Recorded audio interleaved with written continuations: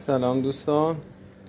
دلیل واشر زدن خیلی از ماشین های پراید معمولی سبا، دلیلشون اینه که واشر سرسلندی که میگیرن مخصوص خودش نیست. نگاه توجه کنید، این واشر سرسلندی که روش بوده مسیر آبی که اینجا قرار داره، توجه کنید سرسلند دو تا مسیر آب، نگاه کنید مسیرهای آبش، اینا مسیرهای آبن، این یکی این دوتا که با نگاه کنید 1 2 3 4 5 6 7 8 تا راه آب داره اینجا.